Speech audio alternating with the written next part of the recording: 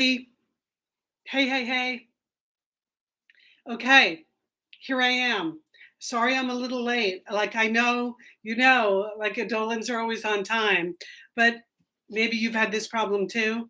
You go to like stream from your webcam and you realize it doesn't support Safari, then you have to sign into Chrome, and then you have to find what is your Chrome password. So that's what I've been doing for the last 5 minutes, signing in again and again. But anyone in the comments, if you want to just give me a sign that you can hear me, that would be good.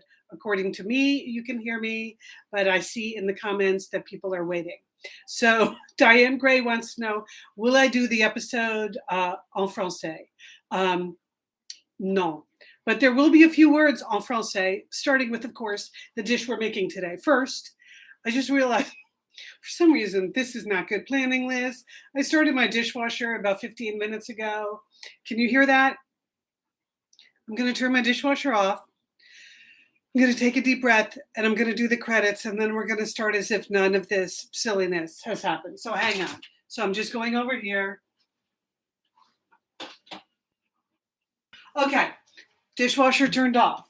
Now, and you can see that laying on the floor there, we have Hooper.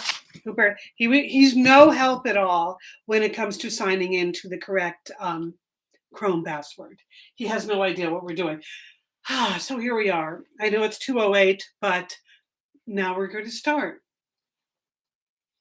This is Satellite Sisters presents Cooking with Liz. You know, it's 2022. Can you believe this has been going on this long? It's really like 2 years since I started this, when the unpleasantness started. So it's pretty crazy, but, it stars me. I'm Liz Dolan from Satellite Sisters, and I already introduced you to my sous chef, Hooper. I mean, he basically, eats what falls on the floor, but he's not that good. His knife work is even worse than mine. So here's what we're doing today. We're making Mini-Croque Monsieurs. Now, Patricia Wells was on the podcast a couple weeks ago. If you have not listened to that episode, I urge you. There may not be a more charming person in the whole world. She's been living and cooking and teaching cooking in Paris, her entire adult life. She and her husband, Walter, very dear friends with Julia Child and everyone you would want to know if you cared about cooking. Anyway, she was super nice. We were celebrating the publication of Lian's new Lost and Found in Paris. So who better to talk about like Americans in Paris than Patricia Wells? That's what we thought. So a couple of things I want to do before I actually start. Is it really cooking if you're just making a grilled cheese? I think it is. Yeah, I think it is. Okay, so two things. I'm going to review the recipe, but first you may be wondering, what is a croque monsieur? And I was wondering that too, so I Googled it. Because first of all, here's what it looks like on Patricia Wells's website. See, a Mini-Croque monsieur, it's a ham and cheese, people. It's jambon et fromage, to just throw a little French around here. She's got the fancy little toothpicks. So I worked on the toothpicks myself. I have a choice of toothpicks. Maybe we can vote. I got several kinds because the other night I just was like, oh my God, these are cute and these are cute. And I just started ordering a lifetime supply of toothpicks. So anyway, so that's, I'm going to leave that over there and we will review the recipe. Let me just go. I had looked up here. Oh no. Okay, here we go. This is a brief history of the croque monsieur, because if you've been to really anywhere in France, been to any cafe anywhere in France, it's ubiquitous. The croque monsieur, it's like they pre-make them, which is what Patricia Wells tells you to do if you're entertaining. They pre-make them with the bread and the mustard and the ham and the grated cheese, and they're ready to go. So if you order one, they just grill it right up there for you. So, but if you would like to know a little bit about the history, like what does croque mean? What does monsieur mean? why would it come to be called that? Here's what it says. This is a website called, hang on. It's a website called Culture Trip. So let's see. The title Croque Monsieur comes from croquer, which I would have guessed means to like break. That would be totally wrong. It means to bite. To croque is to bite. And monsieur meaning, of course, Mr. So it literally means a gentleman's a gentleman's sandwich. There is also a croque madame. I will explain that to you in a bit. But the croque monsieur first appears in literature in 1918, but it's been ubiquitous on Paris menus since 1910. Guess where it first appears in literature? Okay, I'm going to give you the total obvious answer. Proust, of course. It's a Proust sandwich. So, it's all part of the literary culture that we are exploring here. There's so much in Lian's book that is about art and literature and history. So, of course, you got to throw sandwiches by Proust in to the whole conversation. Okay, so that's what happens there. It's made of very simple ingredients found, they say, in any French home. You got your bread, you got your cheese, fromage, and you got your ham, jambon. Now, normally it's in kind of a sweeter bread, it says, like a brioche bread. I didn't have that. I looked around a little bit yesterday, couldn't find any fresh pain de mie, as they call it, but I got some very, very delicious French bread. Anyway, the cheese is normally Gruyere. I hooked you up with some good Gruyere. I've mentioned this before, that in my neighborhood, there's a cheese store called Andrew's Cheese Shop, where, obviously the cheese is pretty good, but they make these delicious cheese sandwiches. I go there all the time. So anyway, some restaurants put a little bechamel on top of the sandwich. There will be none of that today because, it's lunchtime on a Saturday in Santa Monica. It's not bechamel time. Okay, now you may wonder, you've probably heard the term croque madame. Sometimes there's that basic sandwich and then an egg is added on top, right? So you got your grilled sandwich there and then you got an egg on there. And they said the name is supposed to relate to a woman's hat. And that became common in the 60s, which I think is interesting. Pretty much precisely when women stopped wearing hats. They started putting hats on their sandwiches instead. There is also something, according to this bogus entry, called a croque mademoiselle, which I've never heard of. Maybe you have. And this is a vegetarian version. It's much rarer. Yeah, as in nobody ever really heard of this, minus the ham, and you add cucumbers and chives. Anyway, so you got your croque monsieur, you got your croque madame, and you got your croque mademoiselle, which is really a crock, the whole croque mademoiselle. Okay, so now, thank you, Terry. Terry, yes, I thought people, would want to know what is the difference. So there you go. So here's the way these are minis. So these are meant to be little savory hors d'oeuvres. So I liked the mini idea. And she starts by saying, is there a better palate opener than a single bite of grilled ham and cheese, brightened by the tart crunch of a cornichon? No, Patricia Wells, there is not. So here's what you do. It's basically 4 slices of bread, 2 teaspoons of French mustard, 2 thin slices of best quality cooked ham, which, by the way, I also got at Andrew's Cheese Shop, Swiss Gruyere. There was I grated my own Gruyere, so there is a wound. There's a fromage-related wound here. It's amazing that I got through shucking all those oysters without cutting myself, but grating the fromage got a little dangerous. Anyway, then for when I put it in the pan, which you'll see, she suggested using ghee, which I've never used, so I thought that would be good. And then you just do it. It's basically a grilled ham and cheese sandwich. So here we go. I'm going to put it together now. And she also has a wine suggestion, of course. En France, there would always be a wine to go with your croque monsieur, but we'll get to that later. So let me show you what's happening over here. The good thing about a croque monsieur is that she says, basically you need a toaster, which I own, a good, I think she said it needs to be a nonstick pan. As you can see, this is a cast iron Le Creuset thing, but good for grilling. I do a lot of grilling in this.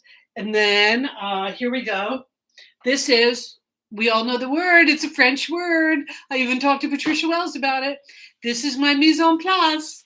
So it made me very happy to have some mise en place for a French dish. So the moutarde. Lian commented on this online today when she saw my mise en place photo that she thought my moutarde game was very strong. So thank you. I did make a choice here to go with the mustard that is, that has the mustard seeds in it instead of the plain Dijon. I'm not sure how Patricia would feel about this, but I prefer this mustard. So yes, Melanie, ghee is clarified butter. So if you told me to make clarified butter, I'm not sure I would be able to do that. But I bought the ghee. I'll show you that. As long as we're covering my mise en place. So got the ghee right there. Organic clarified butter, USDA organic. So I got that going for me. Okay, this is one of the really nice parts about, going to the fancier cheese shop to buy your cheese is that it comes wrapped in French cheese paper. So this is, as you can see here, I'm going to unwrap this. Okay, so here is the delicious Gruyere. But the cheese paper is, of course, a map of France. And I thought that would be good. So there you go. All the various cheese, they wrote Gruyere here, but all the various cheese regions of France. And the Emmental, I'm assuming Gruyere comes from the part of France that is near Switzerland. What do you think? I don't know. Okay, so we have the Gruyere. I used my Maxi before you got here to grate the Gruyere. So we got this going. And I have to say, for the many, many times I've seen like pre-made croque monsieurs in a French cafe waiting to go, I never really realized that all the cheese was grated. I mean, of course it's grated. I can picture it now, it's grated, but it's not. So unlike our slab of ham, slab of cheese, put it between the bread and go, the grating of the cheese, there's got to be something in that. So, okay, so we have that. Now, I think maybe I'm going to bring you even a little closer here so you can see what's happening. So, okay, so what I did, I pre-toasted a little bit of the bread before you got here. Oh, let me show you the bread, because this is actually really good bread, even though it's not exact. So Tartine is this French bakery in my neighborhood that I had never really been to. This was the perfect excuse. I don't want to, let's just say, I don't want to acquire a bakery habit. That would not be good for me. But this is a bakery that opened right before the current unpleasantness started. I felt so sorry for them because they opened this beautiful bakery and then whammo. Anyway, there's always a huge long line out in front. So I just got the country bread. It is super duper tasty. And this was sliced already, which I appreciated. Anyway, so Tartine. So got the high quality bread, high quality ham, high quality cheese. You got top of the line mustard, top of the line cornichon. I'm feeling pretty good about this. So the cornichon, okay. Cornichon is baby sour gherkins, FYI. And I know that because that's what it says on the label. And this brand is Trois Petits Cochons, which is, as many of you may know, Three Little Pigs. So this was also Andrew's Cheese Shop. I had quite a little spree in there the other day. So we got that going. Okay, so here's what we're going to do. When I posted the recipe already, if you haven't seen it, you can just Google Patricia Wells Mini-Croque Monsieur. So it is toast the brioche bread, coat one side of each slice with the mustard, Place a slice of ham over the mustard on two sides of the slices. Sprinkle the cheese. Place on the other slice of bread, and that already has mustard on it, on top of the cheese. And then you put it into your pan. So that's what we're going to do now. Okay, so now Patricia Wells, because she has the good pain de mie, like the good white French bread, which we don't get very much here, she trims off all of the crust. What I did was just make the little squares, trim it off on two sides, because I found during a little bit of test batching that if I cut off all the sides, you see how holy this bread is? The whole thing just fell apart. So I'm just going with this. So I'm calling this a croque monsieur rustico. Okay, there we go. We're going a little rustique. That's what it would be. Croque monsieur rustique. So here we go. Okay. So remember, she said put some of the mustard on both sides of both pieces of bread. I love mustard. So, okay. So there you go. Put on a slice of the ham.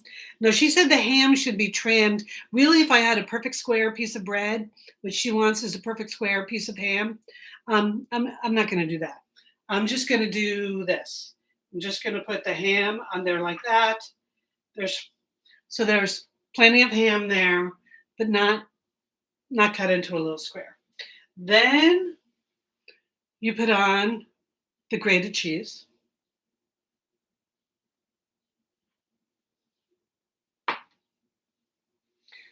Okay.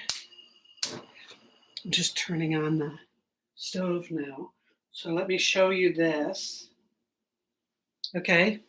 So that's pretty basic. You got your bread, you got your moutarde, you got your jambon, you got your fromage. And so that's that. And then you just put this on top. Now I'm warming up. Okay, here we go. I put a little ghee in here earlier, but I'll add a little more of that. Okay.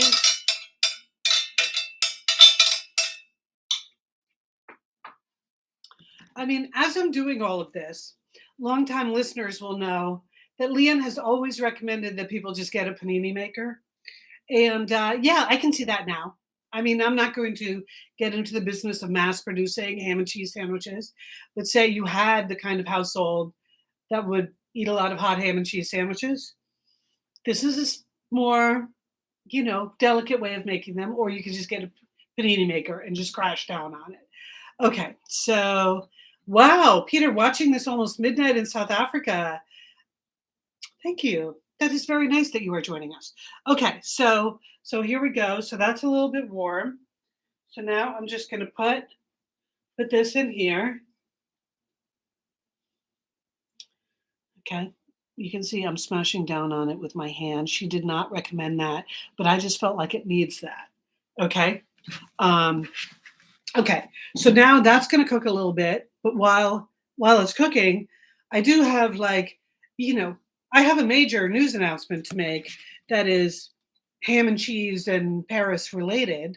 You've seen, I assume, your listeners to the podcast, you've heard Lian talk about launching Lost and Found in Paris. We had Patricia Wells on the show to talk about Paris.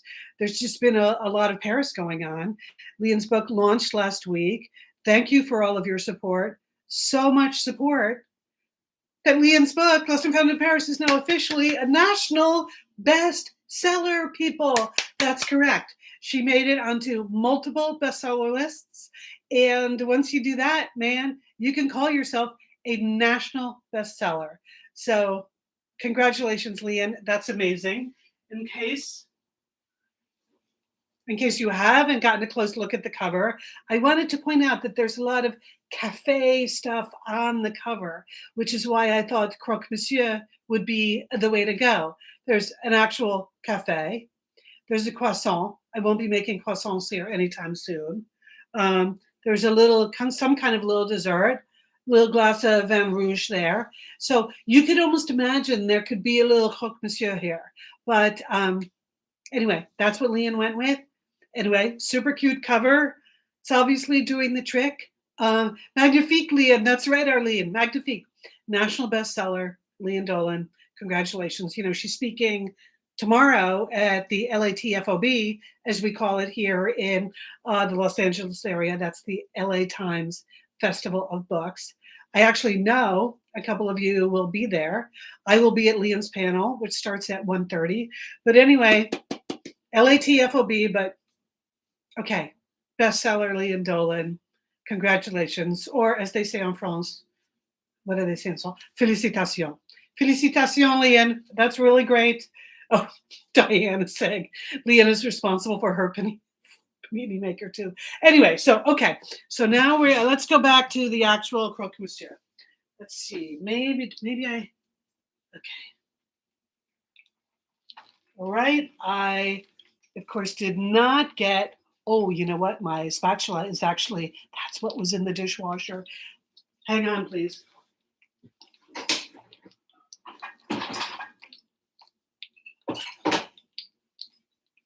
Okay. All right. So now I'm just going to flip this over. We'll see how much it grilled on the, okay. Can you see that? I think it could have gotten toasty browner. So I'm going to, toasty browner, that's not even correct English. I think it could have gotten toastier and browner. So I'm going to crank it up a little bit. So on the flip side. So you see what's coming here. Like even this would be like half of what a maxi croque monsieur would be. But the Patricia Wells Mini-Croque Monsieurs are even smaller than this. So when I take this out, I'm going to cut that in half. And then we have the two important steps. We have the cornichon, and we have the very cute, our choice of toothpicks. So maybe we can discuss choice of toothpicks now. So before you got here, I did a little mini test batch. And I put the toothpick in. The first toothpicks I bought had little flowers on them. Because you'll know, if you know Lian, you'll know that she posts a lot of pictures of her garden. She grows beautiful flowers, but also all of her book covers have even just little flowers on them. So this was the first batch I made. So there's your mini croque monsieur. I got it toasty brown. I got the half a cornichon there. And have the little flower there. So Nancy T, did you miss the use of the toaster? Yes. I toasted before you got here just because I wasn't sure how long the toasting was going to take. So there you go. So that is option number one when it comes to the toothpick.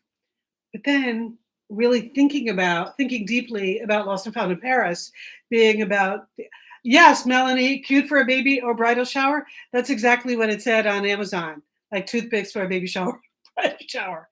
But I was just like flowers, fleur. That's very Lian. But then the other ones I saw were much fancier. So this was my second choice. Okay. These are metal. Let's see. We got a sword here.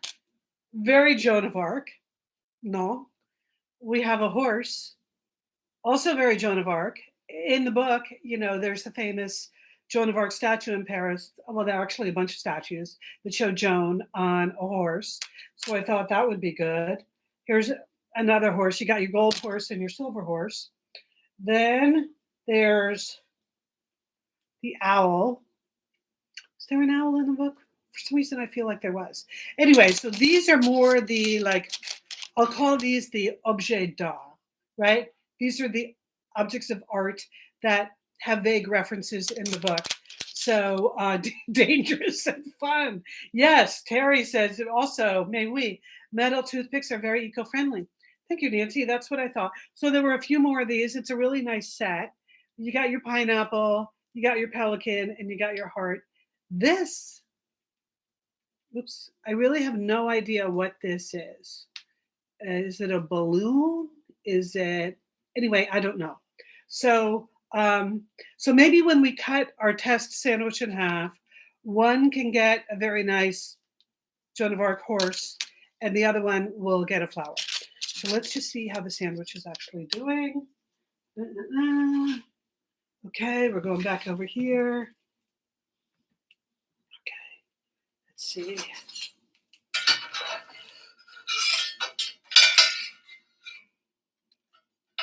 Oh, okay. Now you're talking. Or as they say, ooh la la. So that one, the second side, cranking up the heat a little more and letting that cook a little longer. Note to self. I mean, I'm sure that's what Patricia Wells does. I was obviously not paying that close attention to the recipe. So all right. So I'm going to pull that out now. Oh, I was going to get my cutting board out. Let me clear off this cutting board. Didn't really get around to getting the cutting board out. So I'm going to turn off the stove. And here we go. We're going to, so look at that. That's your French Sammy, people. You got your ham, your cheese. See, the cheese is melting there. Bread is all brown. Moutarde. You can't really see the moutarde. So, okay. So now let me, okay.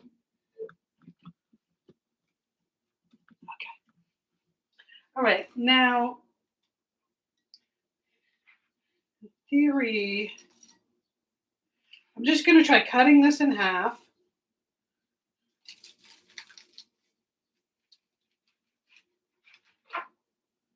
Ooh, that looks good. Okay. And now, because of the shape of my bread, it's a little more of a rectangular Mini-Croque than a square Mini-Croque. Ellen, I'm glad this is making you hungry, right? It's still just about lunchtime here in Southern California. Okay, so there's your Mini-Croque. And I am going to, this one is going to get a flower in it. Okay, so there's Croque Monsieur number one. And then, oh, cornichon. I always forget something. Okay, hang on. We're taking that toothpick out. Pretend you didn't see that. Pretend you didn't see that, and what you're seeing now is the correct way to do it. Okay, so now we have the half a cornichon. Actually, it's kind of good to have the rectangular. Okay, there we go. Now we're talking. Thank you, Karen. Don't forget the cornichon. I almost did. Okay, there's that.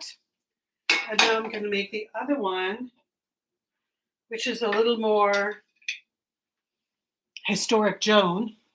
So, you know what I think I'll do? I think I'm going to use the sword. I mean, after all, she did beat England.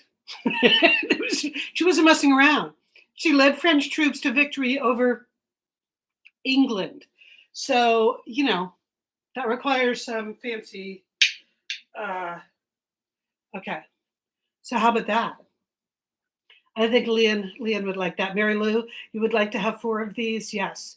And Heidi would like a glass of white wine. Well, funny you should ask, Heidi, because, hold on. I'm going to move the chair again. Because Patricia Wells recommends, let me just grab this. She gives a wine recommendation, sort of a Blanc de Blanc is what she recommends, a medium body, clean, and always reliable offering that has purity that just matches any opening taste. Whatever opening taste is, I don't know what that is. So what I didn't really have time to get a real French champagne or French Blanc de Blanc, but in the grocery store,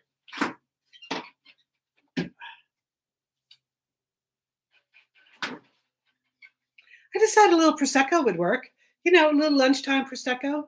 So that's what we're going to do. We're going to pour a little glass of Prosecco, have that with the Mini-Croque Monsieur. And next time I'll get around to getting the French wine. This is Italian. But you know, it's the spirit of it. It's the spirit of it. Okay, all right. I think I've covered this on Cooking with Liz before. I think one of my major life skills is opening bottles of champagne because my father, Jim Dolan, taught us at a very young age that the key is always to hold the cork and turn the bottle. Voila, as they say in Italy, right? And maybe, okay,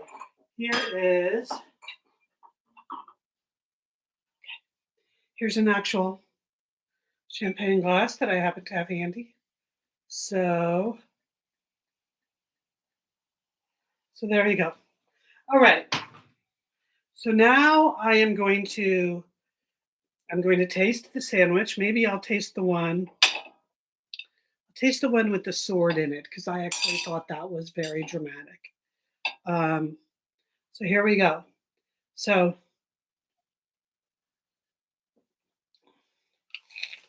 can you hear the crunchiness?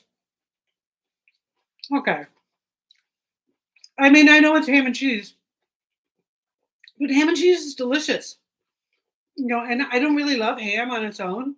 I think I've discussed that before on Satellite Sisters, but really good Gruyere cheese, really good moutarde, delicious bread.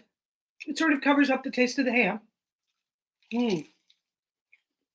Well, very good crunch. Okay. Well, if Lian were here, I would be serving her this other one with the flour on it. And I would be toasting her with a little bit more. It's still method champagne. That's correct, Kathy.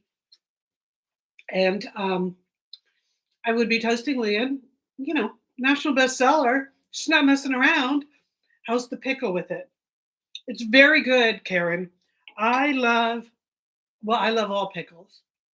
I especially love cornichons. So I would even you could put more pickle like inside. Maybe layer the cornichons inside so you get more cornichons. But I don't want to, you know, I'm not trying to tell Patricia Wells how to do her job. So, okay. Thank you, Mary Lou. Cheers on an excellent cooking show. I've really been thinking a lot about the future of Cooking with Liz and, you know, just trying to focus on, in the beginning, it was like simple things that you could make a lot that would be staples. And that's why I wanted to do the Croque Monsieur, because you can make a nice ham and cheese whenever anyone comes over. And as a matter of fact, because I had all of the mise en place good to go, I'm having our good friend, original Satellite Sister, our original executive producer, Corny Cole, is coming over for dinner tonight. And I am making her not a Mini-Croque Monsieur. She's going to get a Maxi Croque Monsieur and the rest of the Prosecco. So it's a good Saturday night dinner. It's a delicious Saturday night lunch. So that's pretty much it. So did anyone have any questions? It doesn't look like you do. I mean, it's pretty straightforward. Yes, Heidi is hungry now. Oh, and you'll be in Paris. Also to be in Paris. Yeah, also to be in Paris. Well, you know, that'll come soon. I'm glad everyone is liking it, appreciating my confidence. Yeah, except for the almost missing the cornichon. And the flowers are très chic. So thank you so much for being here. I haven't quite figured out what my next dish is going to be, but I will announce it on this week's Satellite Sisters. So, you know, be sure that you follow the podcast, whatever podcast app you use. Make sure you follow, then you always get it as soon as it comes out. But I've also started posting the new podcast here on the YouTube channel. So you can find it here. If you want to share it with your friends, super easy to share from YouTube. And I think that's pretty much it. So what should I say at the end? I guess, well, you know what I always say, but first I'm going to say, bon appetit! Very Julia Child. Bon appetit! And as I put it here, peace and sauce. Thank you for tuning in.